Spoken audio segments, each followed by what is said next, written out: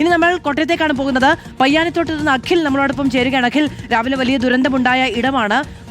ഒരു അമ്മയും മകനുമാണ് അപകടത്തിൽപ്പെട്ടത്. മകൻ മരിച്ചു എന്ന ദൗർഭാഗ്യകരമായ വാർത്ത കൂടി നമുക്ക് ഇന്ന് രാവിലെ കേൾക്കേണ്ടി വന്നു. അമ്മയ്ക്കായുള്ള തിരച്ചിൽ ഇപ്പോഴും തുടരുകയാണ്. എന്താണ് അവിടെ നിന്ന് നൽകാൻ കഴിയുന്ന വിവരം? തീർച്ചയായും അതുതന്നെയാണ്. അമ്മ റെജിനയ്ക്കായുള്ള തിരച്ചിൽ ഇപ്പോഴും തുടരുകയാണ് എന്നുള്ളത് തന്നെയാണ്. രാവിലെ ഒരു 7 മണിയോടുകൂടിയാണ് ജോസഫിനെ കണ്ടെത്തുന്നത്. പക്ഷേ ജീവൻ ഉണ്ടായിരുന്നില്ല എന്നുള്ളതാണ് ദുഃഖകരമായ കാര്യമായിരുന്നു.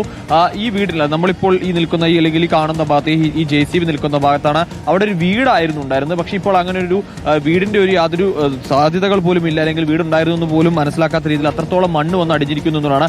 വീടിന്റെ ഭിത്തികൾ നമുക്ക് കുറച്ച് താഴേക്കായി മാറി, കുറച്ച് മീറ്ററുകൾ മാറി ആ വീടിന്റെ ഭിത്തികൾ, അതായത് ചുവരുകൾ അടക്കം തെറിച്ചു പോയി അവിടെ അപ്പുറത്തായി മാറി കിടക്കുന്നത് കാണാൻ സാധിക്കുന്നുണ്ടാണ്. ഇപ്പോൾ എന്തായാലും ഈ രക്ഷാപ്രവർത്തനം മണിക്കൂറുകളായി നീണ്ടു തുടരുകയാണ്. ഏകദേശം ഈ ഭാഗം എല്ലാം, ഒരുവിധപ്പെട്ട ഭാഗങ്ങളെല്ലാം തന്നെ ഇതിനകം പരിശോധന നടത്തി കഴിഞ്ഞു എന്നുള്ളതാണ് മനസ്സിലാക്കാൻ സാധിക്കുന്നത്. എന്തായാലും രക്ഷാപ്രവർത്തകർ കൂടി നമ്മോടൊപ്പം ചേരുന്നുണ്ട്.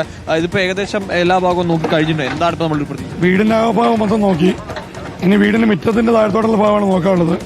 അതിഭയങ്കരമായ മരങ്ങളൊക്കെയാണ് വീടിന് മുകളിൽ വന്ന് ഇടിച്ചു കിടന്നത്. മരങ്ങളെല്ലാം മാറ്റിയിട്ടുണ്ട്. നാട്ടുകാരാണ് രാവിലെ തന്നെ ഒരു 6 മണിയോടുകൂടി പിള്ളേരുടെ മൃതദേഹം കണ്ടെത്തി. ഇനി അവരുടെ അമ്മയുടെ മൃതദേഹമാണ് കാണാനുള്ളത്. ഈ ഏകദേശം ഈ മുറ്റത്തിന്റെ താഴ്ഭാഗത്താണ് നോക്കാനുള്ളത്. ഇനി ആ ഒരു മൺകൂനയും കൂടെ മാത്രമേ നോക്കാനുള്ളൂ. വീടിന്റെ മേളിലെ സ്ലാബെല്ലാം പൊട്ടിച്ചുകൊണ്ട് നോക്കിക്കൊണ്ടിരിക്കുക. ഏകദേശം ആ ഭാഗത്ത് എവിടെയെങ്കിലും ഉണ്ടാവുന്നതാണോ? 100% ആ ഭാഗത്താണ്. ബാക്കിയെല്ലാം സെർച്ചിങ് കഴിഞ്ഞു.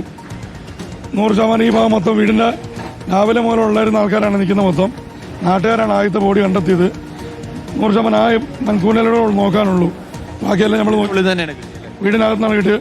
കട്ടിലേന്ന് തന്നെയാണ് കിട്ടിയത്. ജോസഫിൻ, അതായത് ഈ പറഞ്ഞതുപോലെ തന്നെയാണ് കട്ടിൽ നിന്നാണ് ജോസഫിനെ കണ്ടെത്തുന്നത്. അതിലെ ഏറ്റവും ദുഃഖകരമായ കാര്യം എന്ന് പറയുന്നത് ഒരു ആക്സിഡന്റ് കഴിഞ്ഞ് കാലിൽ പ്ലാസ്റ്റർ ഇട്ടിട്ട് കടക്കുകയായിരുന്നു ജോസഫിൻ എന്നുള്ളതാണ് ഏറ്റവും പ്രധാനപ്പെട്ട കാര്യം എന്ന്. പക്ഷേ കണ്ടെത്തുമ്പോൾ ഇപ്പോൾ എന്തായാലും ആന്റോ ആന്റണി MP ഒപ്പം സ്ഥലം MLA പൂഞ്ഞാർ MLA കൂടി സ്ഥലത്ത് എത്തിയിട്ടുണ്ടെന്നാണ്. ഇപ്പോൾ നമ്മൾ ഇവരുടെ ഒരു കുടുംബം 2 പേര് മാത്രമാണല്ലേ ഉണ്ടായിരുന്നത്? 2 പേര് മാത്രം ഉണ്ടായിരുന്നത്. മൊത്തം ഈ വീട്ടിലെ 4 പേരെ ഉണ്ടായിരുന്നത്. ഒരാൾ കൂട്ടുകിടക്കാൻ താഴെ പോയി, ഒരു കൊച്ച് പഠിക്കാൻ എന്തോ ആവശ്യത്തിന് എറണാകുളത്തിന് പോയി. പയ്യന് കാലൊടിഞ്ഞ് കിടക്കുക, ബൈക്ക് ആക്സിഡന്റ് എന്തോ കാലൊടിഞ്ഞ് കിടക്കുകയായിരുന്നു. അതുകൊണ്ട് ആ പയ്യനും അമ്മയും മാത്രമേ ഇവിടെ ഉണ്ടായിരുന്നുള്ളൂ. ഭൂരിഭാഗം സ്ഥലങ്ങൾ നോക്കിയിട്ടുണ്ട്. ഇപ്പോൾ രക്ഷാപ്രവർത്തകരും പറയുന്നത് ഏകദേശം മിറ്റത്തോ ഭാഗത്തോ മറ്റോ അവിടെ ഭാഗത്തുണ്ടാവും എന്നുള്ളൊരു പ്രതീക്ഷ. അല്ല, ഈ ഭാഗത്ത് കാണാനാ സാധ്യത. കിടന്ന മുറി അവരുടെ ബന്ധുക്കൾ വന്ന് ഐഡന്റിഫൈ ചെയ്തിട്ടുണ്ട്. അതനുസരിച്ചുള്ള അവിടെയാണ് ഇപ്പോൾ സെർച്ച് ചെയ്യുന്നത്. അങ്ങനെ സെർച്ച് ചെയ്താൽ നമുക്ക് എടുക്കാൻ പറ്റിയാക്കണം. മണ്ഡലത്തിലെ പല ഭാഗത്തും വലിയ രീതിയിലുള്ള നാശനഷ്ടങ്ങളാണ് ഉണ്ടായിരിക്കുന്നത്. മുണ്ടക്കയത്തടക്കം ഉരുൾപൊട്ടലും ഒക്കെ ഉണ്ടായിട്ടുണ്ട്.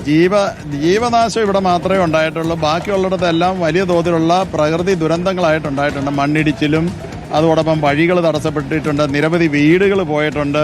വീടുകളിൽ വെള്ളം കയറിയിട്ടുണ്ട്. അതിനേക്കാളും ഉപരി ഈരാറ്റുപേട്ട ബന്ധിപ്പിച്ചുള്ള വ്യവസായ സ്ഥാപനങ്ങളും ബിസിനസ് സ്ഥാപനങ്ങളിലും മുഴുവൻ വെള്ളം കയറിപ്പോയി.